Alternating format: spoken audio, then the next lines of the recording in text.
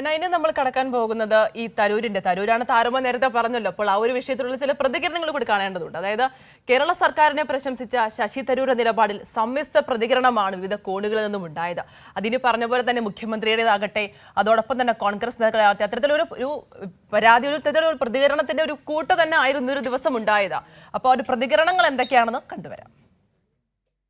നാടിന്റെ വികസനം ലോകത്തിനും രാജ്യത്തിനും മാതൃകയാണെന്ന് വസ്തുതകൾ ഉദ്ധരിച്ച് കാര്യങ്ങൾ മനസ്സിലാക്കിയ ഒരു ജനപ്രതിനിധി വ്യക്തമാക്കിയതാണെന്ന് മുഖ്യമന്ത്രി പറഞ്ഞു. വെറുതെ പറയുന്നതല്ല അത്.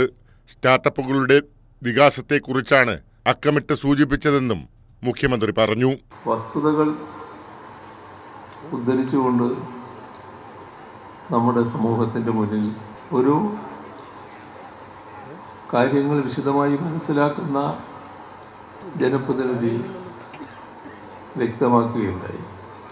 ലോകത്ത് IT രംഗത്ത് സ്റ്റാർട്ടപ്പുകളുടെ വികാസം, അതിൻ്റെ കണക്കെടുത്താൽ അതിൻ്റെ ലോകത്തിൻ്റെ തോതിൻ്റെ എത്രയോ മടങ്ങ് കൂടുതൽ വികാസം ഈ കേരളം നേടിയിരിക്കുന്നു. അതാണ് അക്കമിട്ട് ചൂണ്ടിക്കാണിച്ചൊരു കാര്യം. എന്നാൽ ശശി തരൂരിന്റെ നിലപാടിനെ പ്രതിപക്ഷ നേതാവ് VD സതീശൻ രൂക്ഷമായി വിമർശിച്ചു.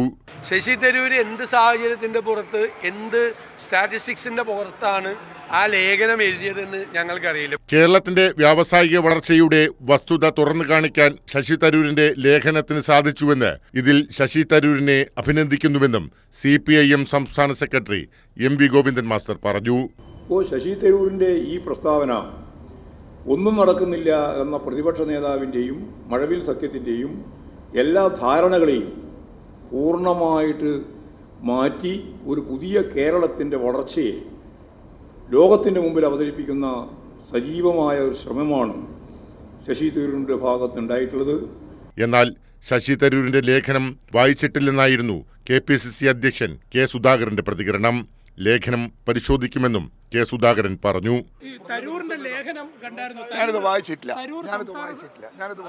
ശശി തരൂരിന്റേത് നാടിനെ സ്നേഹിക്കുന്നവരുടെ അഭിപ്രായമാണെന്ന് വ്യവസായ മന്ത്രി P രാജീവ് പ്രതികരിച്ചു. ശശി തരൂരിന്റെ നിർദ്ദേശങ്ങളെ പോസിറ്റീവായി സമീപിക്കുമെന്നും മന്ത്രി പറഞ്ഞു. അദ്ദേഹത്തിന്റെ പ്രശംസ കേരളത്തിനാകെ അവകാശപ്പെട്ടതാണ്. അതിന്റെ ഒരു ഭാഗം പ്രതിപക്ഷത്തിന് കൂടി അവകാശപ്പെടാം. കാരണം അവരുടെ മണ്ഡലങ്ങളിലും ഇത്തരം കാര്യങ്ങൾ നടക്കുന്നു, അവർ കൂടി മുൻകൈ എടുക്കുന്നു. ഇത് നാടിനാകെയുള്ള അംഗീകാരമാണ്. തരൂരിന്റെ അഭിപ്രായത്തെ KC വേണുഗോപാൽ തള്ളിക്കളഞ്ഞു. ശശി തരൂർ ഏത് സാഹചര്യത്തിലാണ് പറഞ്ഞതെന്ന് അറിയില്ലെന്നും KC വേണുഗോപാൽ പറഞ്ഞു. ഏതെങ്കിലും കോൺടെക്സ്റ്റിലായിരിക്കും പറഞ്ഞിട്ടുള്ളത്. പക്ഷേ കേരളത്തിന്റെ റിയാലിറ്റി അറിയുന്ന രീതിയിലുള്ള ഒരു ഇതായിട്ട് എനിക്ക് തോന്നിയിട്ടില്ല. കേരളത്തിന്റെ അവസ്ഥയെപ്പറ്റി ശശി തരൂർ തെറ്റിദ്ധരിക്കപ്പെട്ടതാകാമെന്ന് മുൻ പ്രതിപക്ഷ നേതാവ് രമേശ് ചെന്നിത്തല പറഞ്ഞു. അദ്ദേഹത്തിന് വിവരങ്ങൾ പൂർണ്ണമായി ലഭിക്കാത്തതുണ്ടാകാമെന്നാണ് എൻ്റെ വിശ്വാസം. അത് അദ്ദേഹത്തെ ഞങ്ങൾ ബോധ്യപ്പെടുത്തും. ശശി തരൂർ വിശ്വപൗരനെന്നായിരുന്നു K മുരളീധരന്റെ പരിഹാസം. അദ്ദേഹം വർക്കിംഗ് കമ്മിറ്റി അംഗമാണ്, വിശ്വപൗരനാണ്.